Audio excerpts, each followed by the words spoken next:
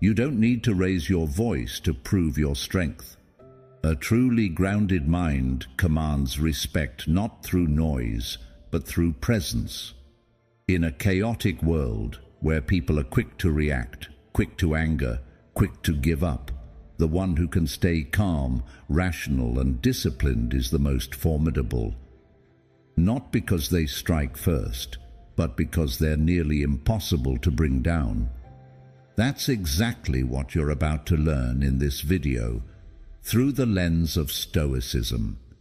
Stoicism isn't just abstract theory for philosophers locked away in libraries. It was practiced by generals on the battlefield, by emperors like Marcus Aurelius in times of crisis, and by everyday people facing grief, pain, and injustice. It teaches one simple truth: you can't control the world, but you can control yourself. And when you do that, you become unshakable. By the end of this video, you'll know how to build a mind that's not only strong, but quietly intimidating. Because people will sense you're not someone who falls easily. Number 1, the mind shift that changes everything. Do you want a mind so strong it makes others pause? Then don't start by powering up. Start by letting go of the illusion that life is supposed to be easy. The root of suffering is the belief that things should be smooth, simple, and go your way. People aren't hurt by events, they're hurt by their thoughts that those events shouldn't happen. That's the first mental trap, and the first wall that must fall. We grow up in a world that quietly promises, if you try hard enough, things will go well. But Stoicism says the opposite. The world promises nothing. It's not cruel, but it's not kind either. It simply is what it is. The shift begins when you stop thinking, I wish the world were better, and start thinking, I'll be stronger for whatever comes. That's when change begins. Not out there, but inside. Look at the strongest people you've ever known. They're not the ones who always win. They're the ones who don't break when they lose. They don't react emotionally. They pause, then choose their response. That's the real difference. A resilient mind isn't built on morning affirmations taped to your mirror. It's built in silence, under pressure, in moments of collapse, in the moment you want to give up, but take one more step, and then another. Viktor Frankl, in the depths of what can only be called hell, Auschwitz, discovered this: when everything is taken from you, one freedom remains, the freedom to choose your response. Think that's obvious? It's not. It's one of the greatest insights of the 20th century, because it shifts control from the outside world back into your hands. Frankl didn't escape suffering, he transformed it. And he survived, not just physically, but with meaning. But to do that, you have to change how you see adversity. Most people treat hardship like punishment. A Stoic sees it as a custom-designed test for their mental evolution. Imagine your mind as a blade. Without friction, fire, and hammering, it stays a lump of metal. To become sharp, it must be tested. No exceptions.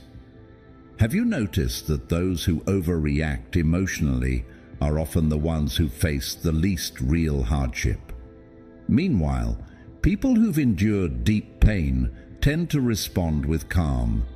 They've been forged. But here's the good news. You don't have to wait for tragedy to learn this. You can train your mind daily simply by being aware of your reactions. Ask yourself, does this really matter? Can I choose a different way to see this? If I follow my emotions, what will that cost me? These aren't just philosophical questions, they're mental weapons. Now do the hard thing. Stop thinking failure is wrong. See it as necessary. It's the first resistance your mind must overcome to grow strength. You can't learn patience when everything's on time. You can't learn conviction without opposition. You can't build inner strength if you've never stood alone in silence. A strong mind isn't born, it's built. Truly resilient people don't need to prove anything. They don't say, "I'm fine." They are fine. They don't flex, compete, or try to dominate, because they've won the hardest fight, the one within.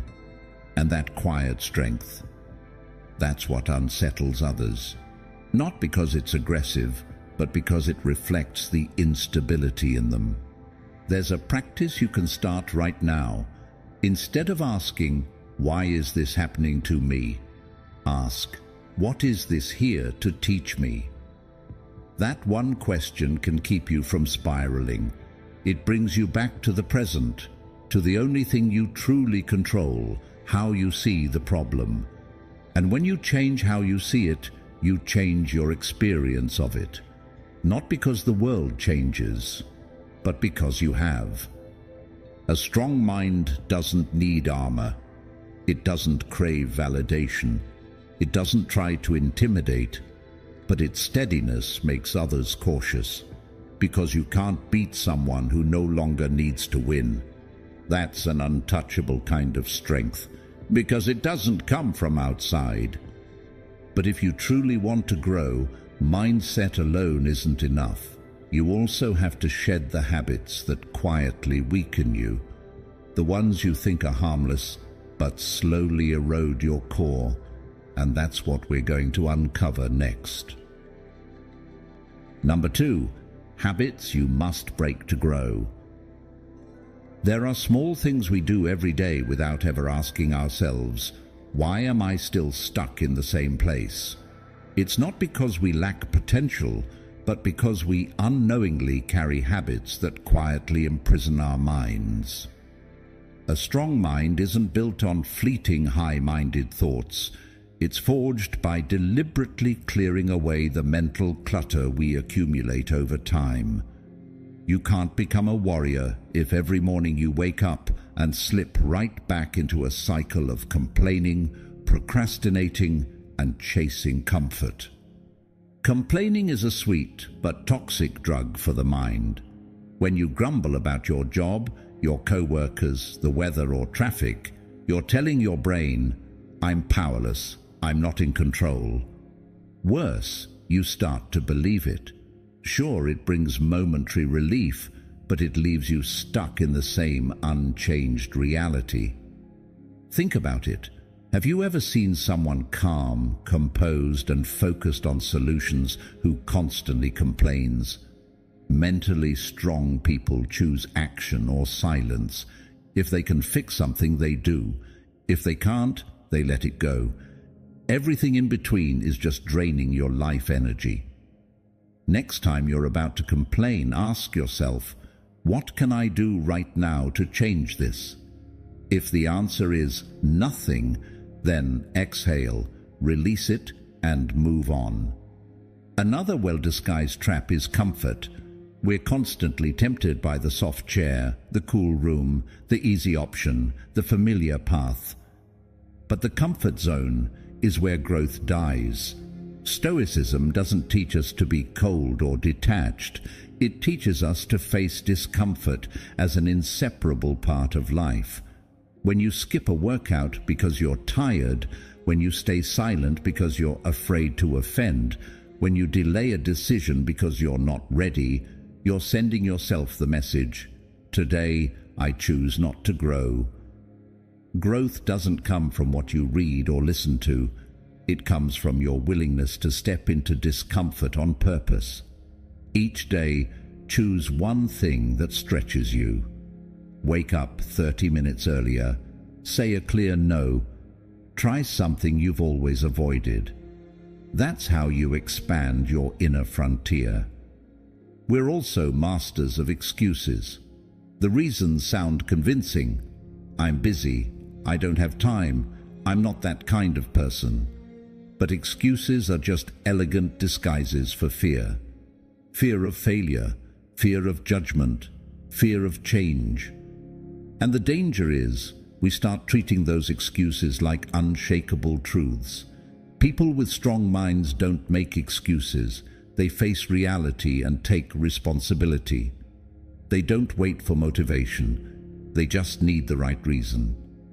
Ask yourself this: what in my life is stuck simply because I keep making excuses? There's one more habit we often overlook, but it's deeply rooted: the need for approval. We all crave recognition, praise, and agreement.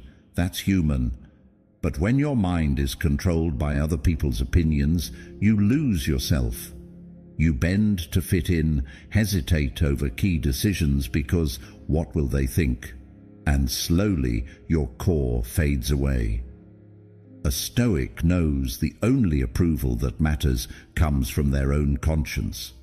Epictetus wrote, "If you want to improve, be content to be thought foolish and stupid." When you no longer need to be understood or applauded, you take your first steps toward real inner freedom. Here's the surprising thing: when you let go of old habits, you don't feel empty, you feel lighter. Like cutting sandbags off a hot air balloon, you start to rise. You don't need more, you need less. Less complaining, less comfort-seeking, less excuse-making, less craving for validation. And then you'll meet a version of yourself you've never seen before: calm, clear, unshakable. Now pause for a moment, just one breath. Close your eyes and ask yourself, am I nurturing my mind or sabotaging it every day? What's the one thing I keep doing over and over that I know is holding me back? You don't have to overhaul your life overnight. Just start today with one thing, one habit you know is limiting you. Stop it. No promises, no overthinking. Just do it. Every small act is a hammer blow to the wall around your willpower. And one day, you won't have to pretend to be strong anymore. You will be.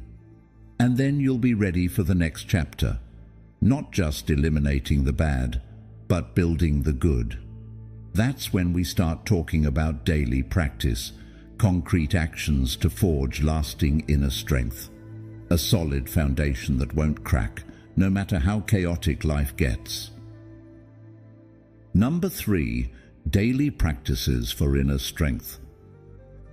After tearing down the old outdated beliefs, self-sabotaging habits, and all the crutches you once leaned on, you're left standing on bare ground.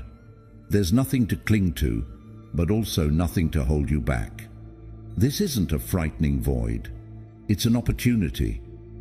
And it's where you start to rebuild, not a temporary shelter to survive the day, but a solid home for the mind. Every brick you lay isn't just knowledge, it's action. Repeated, steady, real. Stoicism isn't a philosophy to simply understand. It's a discipline to live.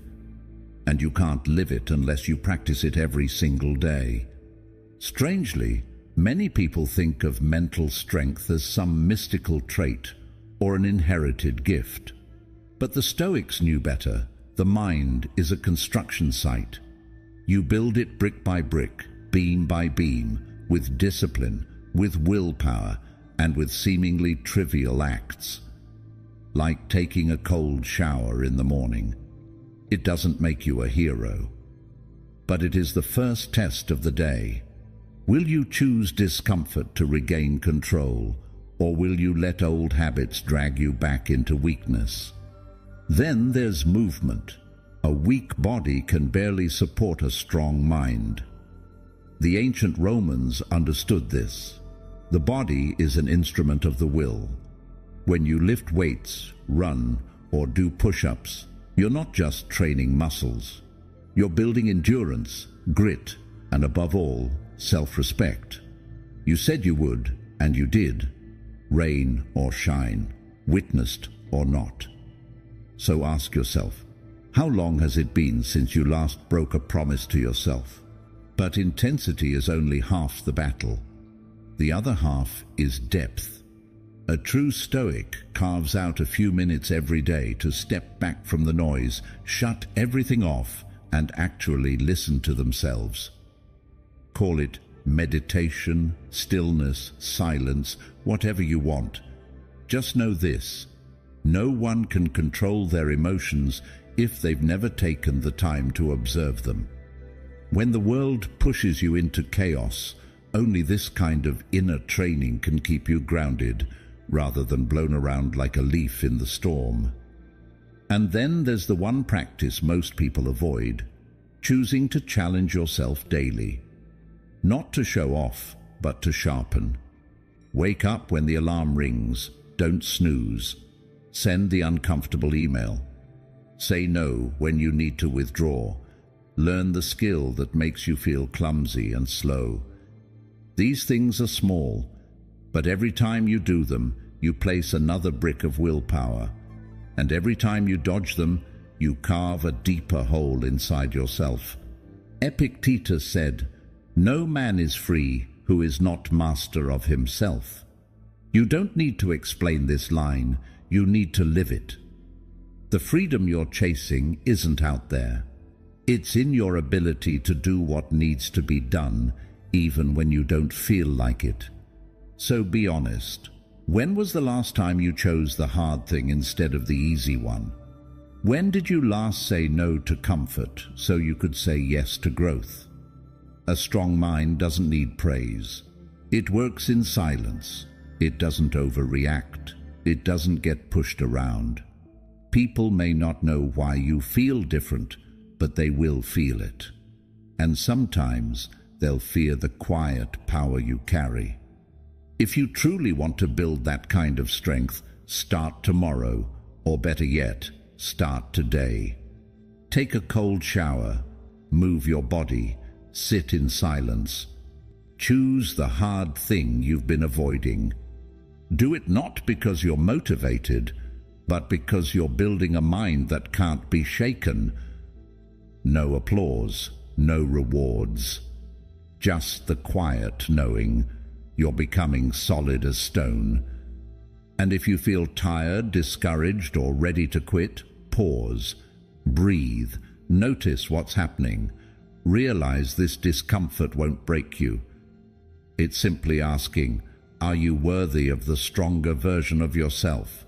Because once you notice the shift in your reactions, your calm in chaos, your grip on anger, laziness, fear, you'll know you're not who you used to be.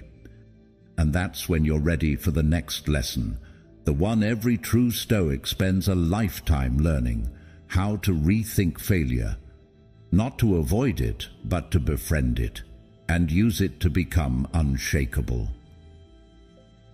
Number 4, rethink failure like a Stoic. Failure is something most of us are taught to avoid, to hide, or to move past as quickly as possible, as if it were a filthy trap on the road of life, and only the careless fall into it. But to a Stoic, failure isn't a trap, it's a map nobody wants to hold, but anyone who's gone far has read. Failure shows you where you're weak, where you don't fully understand yourself, where you thought you had enough, but didn't. Most people see it as the end. A Stoic sees it as reality's stern nod, inviting you to adjust and move forward. If you've ever lost a job, been rejected, or stood in a room full of people and still felt invisible, you've failed. And if, in those moments, all you did was blame yourself, lash out, or rush for comfort, then you missed a rare chance to train your mind. A strong mind isn't one that knows everything. It's one that dares to sit with failure and ask, what are you here to teach me? The truly successful, the ones others respect without them needing to say a word, are the ones who've asked that question many times and waited long for the answer. Catherine Schultz, a Pulitzer Prize-winning journalist, wrote an entire book called Being Wrong to highlight a deeply uncomfortable truth. The best people are often the ones who've been wrong the most, but they don't get stuck in their mistakes. They observe them like scientists watching an experiment. No shame, no excuses, no defensiveness. If you fail, you learn. If you learn, you grow. And that's how they go further than those who cling to being right. Think about it. What mistake have you made that still keeps you from trying again? The ego that can't admit fault is the quietest prison you'll ever live in. A Stoic doesn't deny their flaws. They treat them as the first stepping stone to inner strength. Because if you can't handle being wrong, you'll never handle getting better. Sarah Blakely, the world's youngest self-made female billionaire, was asked by her father every day, "What did you fail at today?" It might sound like a cruel joke, but it did something most parents are too afraid to do. It trained her to face failure head-on from an early age. For Blakely, failure wasn't proof of being wrong, it was proof she was reaching. When her idea for Spanx was rejected dozens of times, she didn't feel ashamed. She felt closer to a yes. Maybe you think you're nothing like Blakely, but the truth is you're more like her than you think. The only difference is she trained her brain not to flinch every time the world said no. The Stoic trains the mind the way a blacksmith tempers steel. They know no blade is sharpened in warm water. Failure is the forge, the anvil, the hammer's rhythm. And every time you fall, you face a choice. Shrink back into shape, or take the heat and remake yourself.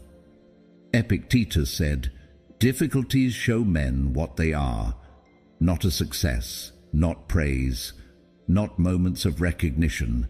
It's failure, hardship and loss that strip you down to your core, and only when you dare to look at what's truly there does rebuilding mean anything at all." The problem is, no one ever teaches us how to fail well. We're taught to win, to be smart, to be better than others. But no one shows you how to watch someone you love walk away without losing your self-worth.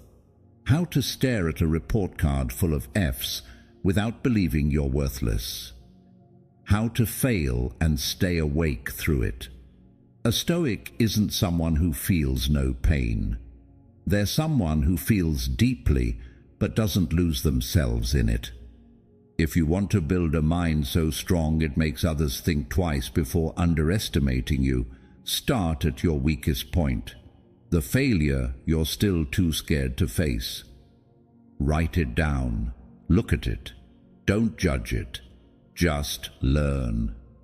And next time failure knocks, don't pretend you're not home. Open the door, pour it a quiet cup of tea and ask, "What are you here to teach me this time?" If you're still reading, if you've made it through more than half this journey with me, you're not just listening to a speech, you're learning to stand inside the fire. We're not here to comfort you, we're here to remind you. There's something inside you that hasn't been awakened yet, and failure holds the key. Hit like if this helped you see failure differently, and don't leave just yet, because what's next won't repeat the same ideas. They're the next blows in the forge that will shape a steel-strong mind. No one else can do this for you. But if you do it, trust me, the world won't be able to ignore you. Number 5. Master your emotions under fire. Try to remember the last time someone hurt you. Maybe it was an offhand remark, a cutting comment, or just a dismissive glance during a meeting. In that moment, did your blood rush to your head, heart pound faster, throat tighten in anger? Did you just want to snap back? That reaction is instinctive and understandable, but not always necessary. Emotions are like steam in a pressure cooker. Open the lid too soon, and it blasts out, burning everything around it. But if you manage the heat, you can cook an incredible meal without hurting anyone. The problem isn't the cooker, it's whether you know how to control the flame. Stoicism doesn't ask you to be emotionless or detached. It asks one simple question: is what you're reacting to really worth sacrificing your peace of mind? Is it worth brooding for 3 days over a nasty comment online? Worth slamming the table in a meeting because someone disagreed with you? Worth sulking all day because of one condescending look? Emotions aren't the enemy, they're messages, but you can choose to read them rather than be swept away by them. In a job interview, a candidate walks in, strong resume, solid experience, but a slightly tense attitude. The interviewer raises an eyebrow. Instead of getting defensive, the candidate pauses, smiles, and calmly asks, "Could you share what concerns you might have? I'd love to address them." The room falls silent. No one expected that kind of calm. It wasn't just an answer, it was a signal. I'm not easily shaken. People like that command respect, not because they're the smartest in the room, but because they stay steady. Marcus Aurelius once said, "You have power over your mind, not outside events. Realize this, and you will find strength." No flowery language, no lofty philosophy, just the truth, a truth many people avoid, because if you really believed you had control over your mind, you'd have no excuse to lose it over someone else's behavior. I once heard a man in his 50s say, "It took me 15 years to learn not to argue back when my wife is upset. Not because I'm afraid, but because I've learned that when someone's angry, they say things they don't mean, and I choose not to make things worse." He wasn't a philosopher, but he was a true Stoic, without ever reading a single page. Pausing before reacting isn't some mental trick, it's a life skill. And like any skill, it takes practice. Every morning before you leave the house, remind yourself, "Today, I won't react too quickly." And every time you feel yourself on the verge of snapping, try standing still for 5 seconds. Just count. No need for deep breathing or fancy techniques. Just count, like someone about to say something that matters. Because what you're about to say does matter. And if you say it while caught in emotion's grip, you'll probably regret it. There's a line in the Bible I've always loved. "A fool gives full vent to his spirit, but a wise man quietly holds it back." Wisdom isn't knowing everything, it's knowing when to stay silent. If you try this, even for just a week, you'll notice that the real change isn't in others, but in your presence. You become calmer, harder to provoke, less vulnerable to the rashness of others. And when that shift happens, people start treating you differently. Not because you're famous, powerful, or cold, but because they can tell you're not easily pierced. Staying grounded in the heat of conflict is an art, but staying grounded even when someone is throwing fuel on the fire, that's real strength. Number 6, build an unshakable mental core. In Stoicism, no one is born with an unshakable mind. It's not a gift, it's a skill built slowly, consistently, often in silence, so subtle no one notices. And because it's quiet, when it finally forms, it commands a kind of respect. Not the fear that comes from aggression, but the awe that comes from someone who stays calm while others spiral into panic.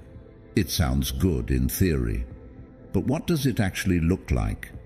It looks like rush hour traffic that's not moving, a deadline breathing down your neck, your phone ringing non-stop, and an email from your boss blaming you for a mistake that wasn't yours, and you don't lose it. You don't slam the desk, snap at anyone, or shoot back with sarcasm.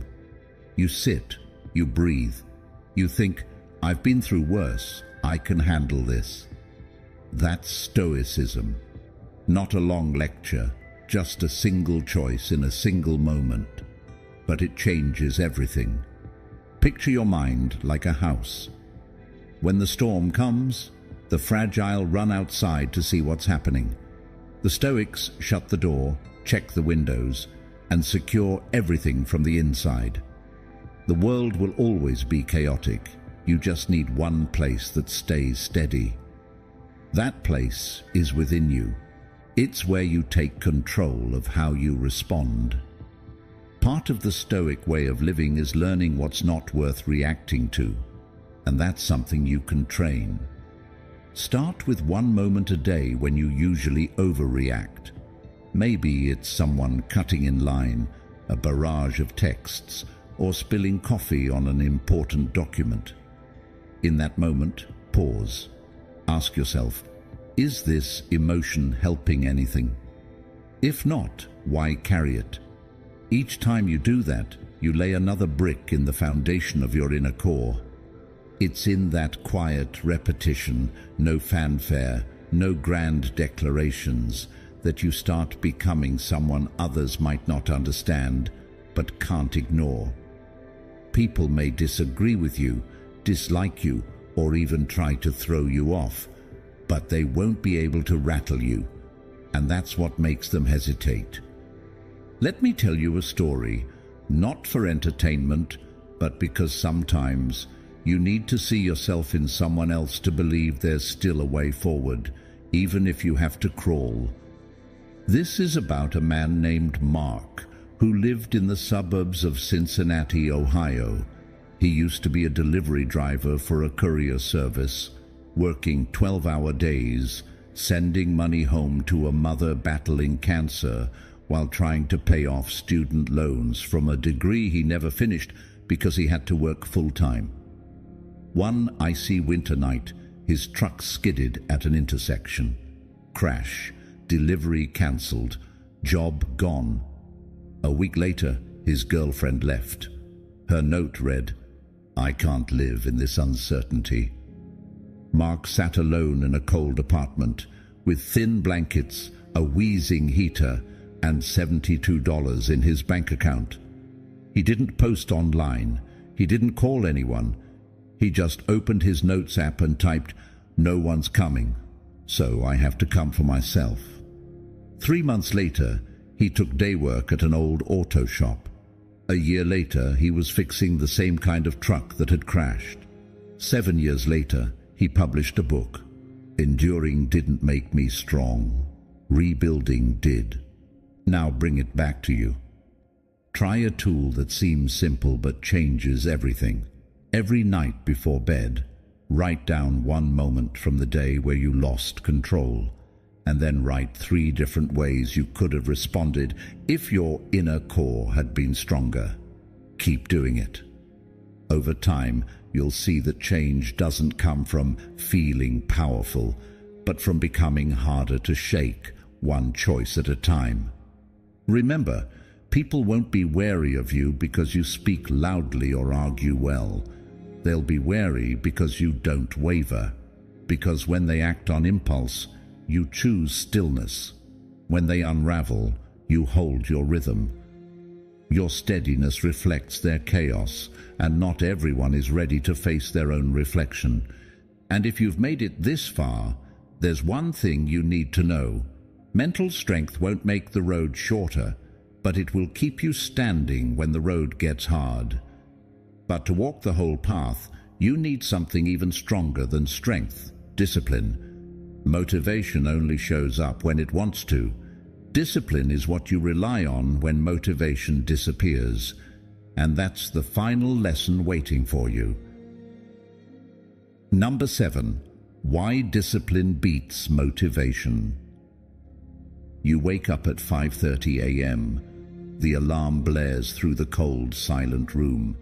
Your body feels heavy, your eyes refuse to open. In your head, a negotiation begins.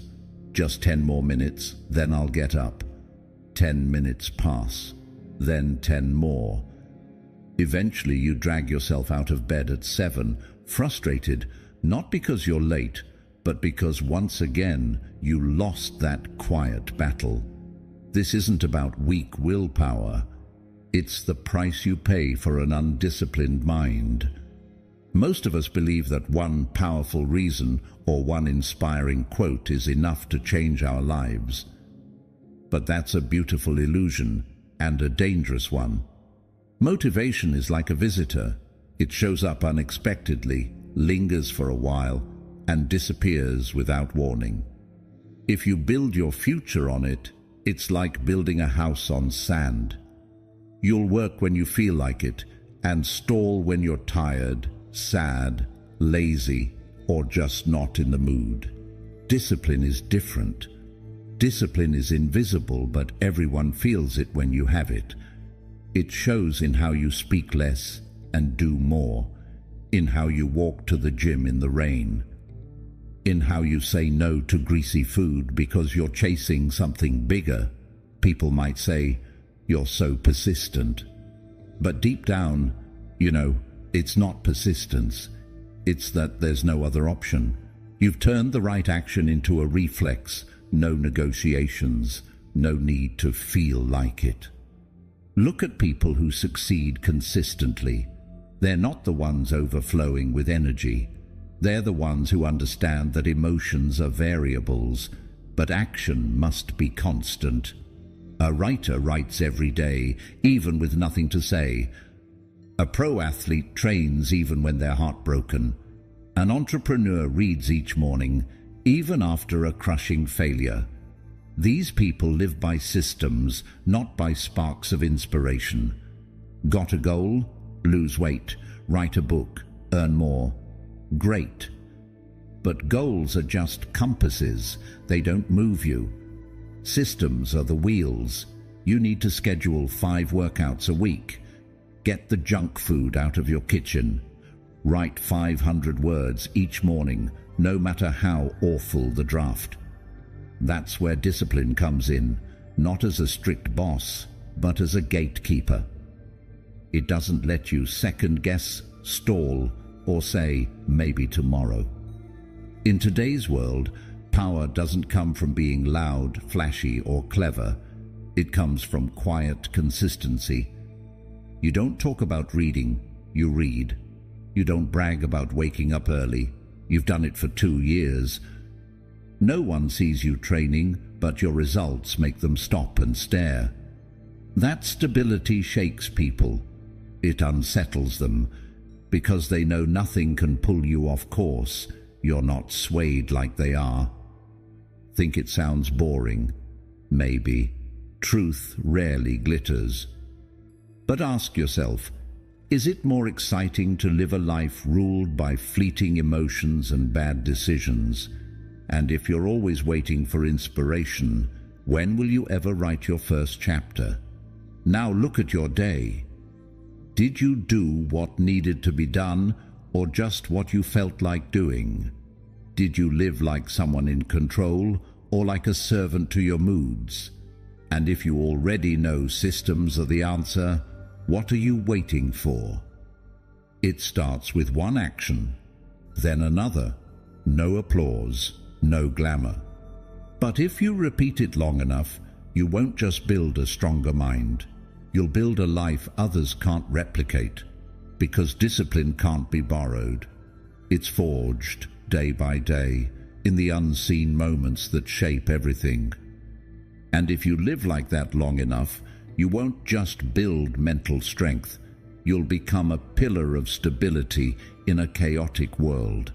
And nothing is more powerful than someone who always knows exactly what they need to do, no matter what their emotions try to say.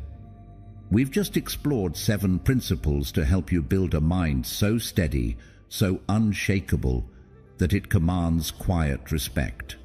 Not because you pretend to be strong, but because you live with consistency, calm, and control, even when life is pure chaos. Stoicism doesn't hand you a magic spell. It gives you tools. It doesn't say, feel better. It says, do the right thing, no matter how you feel. And it's in those exact moments when you don't want to keep going but you do anyway, that your mind grows. Quietly, relentlessly, powerfully. You might not even notice you've changed. But one day someone will ask, "How do you stay so grounded?" And you'll smile, because you'll know it wasn't luck, it was practice.